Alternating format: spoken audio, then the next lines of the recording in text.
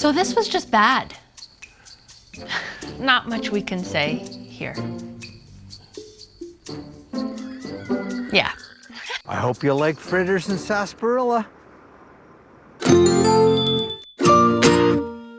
Hi everybody, welcome back to Hit or Miss Hallmark Movie Reviews. I'm Daniela. And I'm John. Please don't forget to like, share, subscribe. And click the little bell to receive notifications every time we upload a new video. We try and upload like once or twice a week. Anyways, please keep coming back. Today we are reviewing Road Trip Romance. Oh, this was so good. I love this movie. Wait, which one? No. This was bad. This was very, very bad. It was pretty bad. I mean, it started off okay. Yes, I thought it had a lot of potential when we started watching it, but we were quite wrong. They tricked us with some good pacing in the first like 10, 15 minutes. Yeah. And some of the dialogue seemed like it was gonna go in the right direction. And then it was just too much dialogue. It almost felt like a Kevin Smith movie gone very, very wrong. Oh my like God. Like a very G-rated Kevin Smith movie. Yeah. So what's this one about?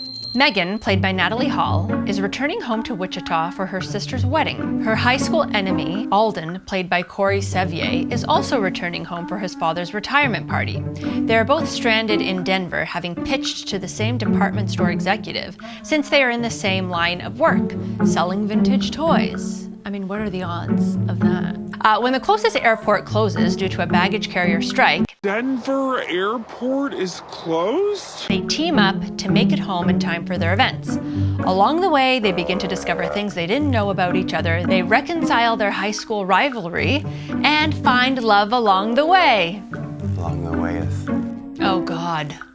Yeah, I felt like she was just a bad person. She should not have been in part of any wedding party, especially her sister's. My sister would have kicked her out of the wedding party. Oh my God. Okay, so as we mentioned, when we started this, I was actually enjoying the pacing. It was quick, it kept me engaged, but then that quickly changed as soon as the road trip started. It got real. Oh, so you think the road trip was the problem?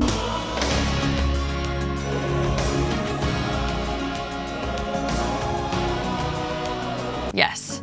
And I mean really bad. It became boring. Scenes ran longer than they should have. The Renaissance Festival, for example. No, that's not even a scene. The Renaissance Festival half the was a movie. third of the movie. Yeah, a third of the at movie. least. And I was like, how are they still there? They basically were kept captive by the guy, and it was just like, Oh my God, this yes. should be fun. It was like, the only way that this movie turns good at this point was if it turns slasher flick halfway through. And it was like It was almost like that, yeah. Well, you can't leave today. We have a Renaissance Festival, and we have to pretend that electricity and put your phones technology away. I'm doesn't like, exist. my sister's wedding's tomorrow, you ass. It was very strange. And then, along with that, the Old English dialogue was just, it overwhelmed its day. And they Do you didn't know what I even mean? use it in the right... Use it.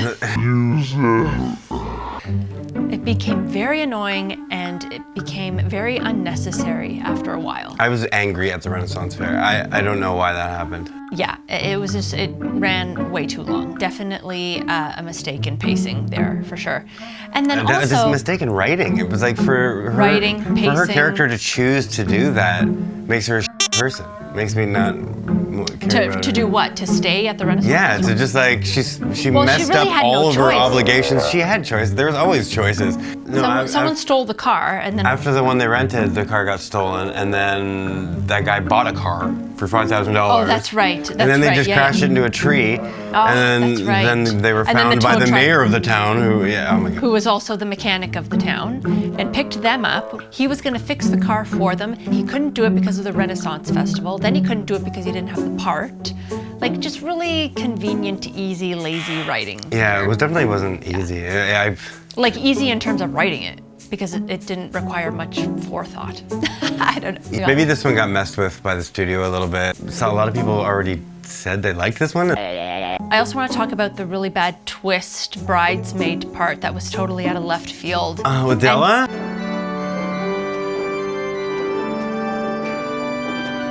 And just didn't make sense. First of all, Della. You're Della. I know, which people call me. So throughout the entire film, we didn't get any indication that Della is this kind of like manipulative, evil person at all. No, we get the impression that she's kind of shy and quirky and socially awkward. And she seems overwhelmed by taking over the responsibilities Yeah, of she's like overwhelmed. her Then best friend's sister, who is the one that's causing all this crap. Yeah, but then when Megan finally gets home, she tells her the wrong church where her sister is getting married. What church is it at? First consecrational. And it just seemed really out of character for me. Like, Yeah. I don't know. And unnecessary. I don't know if it was... Very unnecessary. And it was a very odd thing to introduce that twist like that at the end and not have time to redeem the character fully. She just No, ends up she's just like, I'm so sorry. I didn't want Tony to see, or whatever the guy that was now her date. because she was worried that he was gonna like Megan more than her. Yeah, it was just superficial. so, It wasn't even yeah, about the that's role petty. and like being a bigger part of your best friend's So wedding. you're willing to ruin your best friend's wedding by having her sister, who's already gone through such turmoil or whatever, like stress to get there. She finally gets there, and then you just tell her the wrong church. Poppycock. Bad storyline, bad writing. Bad. Just bad everything. Okay, tell me how you really... You know, more than halfway through, I was losing interest in the story. I lost interest in all the relationships, the characters. I just lost interest very quickly, and I was very bored. Yeah, I mean, I checked out. When you're waiting for it to end, that's a bad sign. Yeah. So let's talk about performances. You know, I thought both leads, like their performances were fine. No one was particularly bad, but no one really stood out at all. No, the two leads were actually fairly good. good, and they were delivering the lines well. It's just they were weren't bad given lines, anything, yeah. and the story was not good. Yeah, they just weren't given anything of value to work with. So they did what they could with it. I'm still at the Renaissance Fair in hell, and in my mind, in like God. this hell.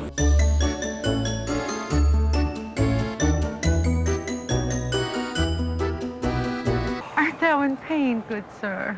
Where it's just... Yeah. So let's get a little bit nitpicky. We did mention the accents, but we're gonna mention it again because it went on for way too long. It was overused and it was getting annoying. Clip show. Good morrow, gentlefolk. How sleepest thou? Nay, my lord, the whole town is offeth the griddeth today. And thy carriage will not be fixeth till tomorrow.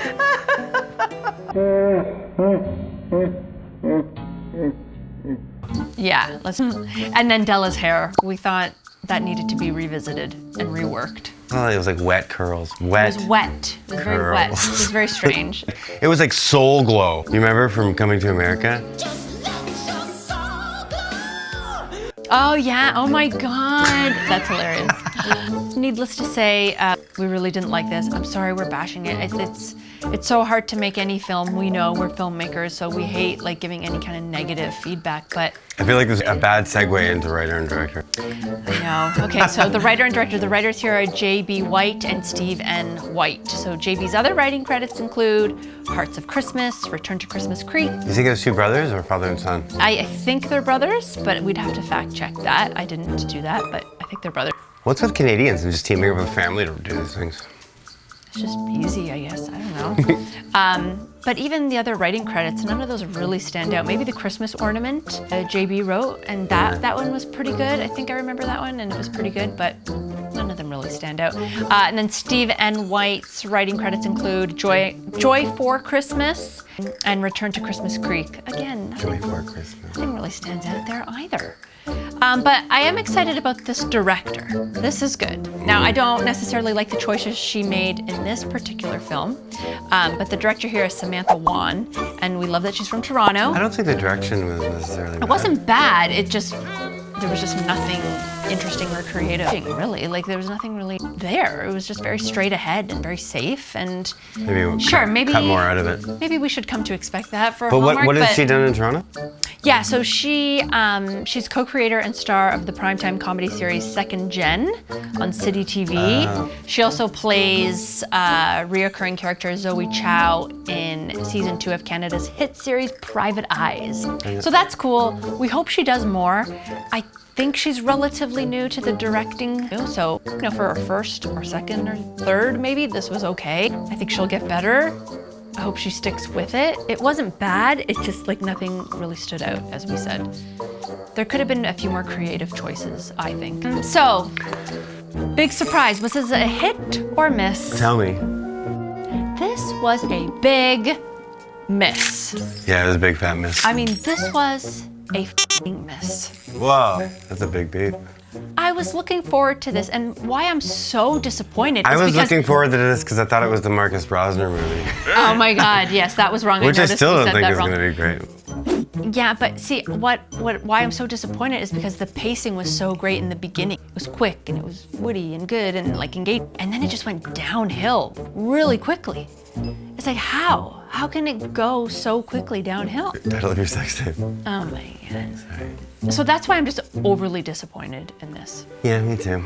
Anyway, why don't we do our Hallmark checklist? We like to do this for every review, just to see if the movie had any of the usual tropes that we see in Hallmark movies. I'm not sure if I'm going to remember a bunch of them, but did I fall asleep? I don't know if you fell asleep in this, but we were waiting for it to end. That for sure. I'm falling asleep now. So a promotion or deadline? No, they're Wait, both vying for a job. Yes, no, there is a deadline. Is there a It's her deadline? sister's wedding. And Oh, I guess that is a different kind of deadline. She breaks a bunch of the deadlines. It's a ding. It's just Okay, ding, unfortunate fine. writing. Career-driven lead, I would say yes, multiple. We have two. The two leads are career-driven. Big misunderstanding. No, I'm gonna say no. A change of heart, yes, definitely. They were rivals in high school and in adult. And then they like meld the companies by the end, and it's like, yeah. Yeah, the wrap up there was really Tacked nicely on. tight and clean and too perfect, even for Hallmark, I would say. Boom. No. Someone gets dumped, fired, or dies. No. Second romance subplot, yes. So the bridesmaid, Della? Della, yeah. A proposal or wedding. Definitely. Of course there is. Definitely, so That's the- that's I think good. that's the only thing I wrote when I was making notes for this movie, because I wrote like one thing and then I wrote wedding, and then I was like, oh, this kind of sucks, and I just stopped making notes. Travel issues, most definitely. That's the whole The thing. whole premise is a travel issue, so yes. Selling the house, business, or farm. No. No. I mean, they combine their two businesses, but that's different. That's different. No. A big city, small town transition. I mean, they start off in Denver, and then the road trip kind of takes them to a little town in Kansas. That's a loaded list question for this one, for any road trip one. Yeah, inevitably it does happen, so I'm gonna say yes. Let's just say yes and get on with it. Needless to say, we want to wrap this one up. It just was a big disappointment, unfortunately. It happened, but better ones are to come, I feel it. The almost kiss. No. I think there was, actually. Ugh, I didn't see an almost kiss. Did I? I could be wrong. Yeah. Oh God, we're gonna have to put it in a clip. Then we have to watch it again? Ugh, just the ending. We'll just skim. We'll just skim. Mad dash to the airport. Let's go get her. I don't even know. There was a mad dash to the wedding. She had to get to the wedding, even though she was really No, late. the whole thing was a mad dash, and they didn't mad dash anything. They just stopped it. Yeah, you know what? The whole thing was kind of a mad dash to get somewhere. How do we rate that? No. No, let's do a no. Okay, no. So yeah, thanks everyone. We did not like this one. Please let us know what you think. Did you watch this one? Did it hit or miss the Hallmark for you? Let us know in the comments below. Thank you again for all the support. We will be back very soon with another review. What's up next? With you, Romance to the Rescue or something like that. Romance to the Rescue. Another dog one. When in doubt. Oh God, I think now that the weather's getting good, the movies get worse. probably. That's gonna be a thing, right? No, I have hope. Here's hope in the next one is great. Anyways, we'll see you next episode. Yeah, bye guys. Bye.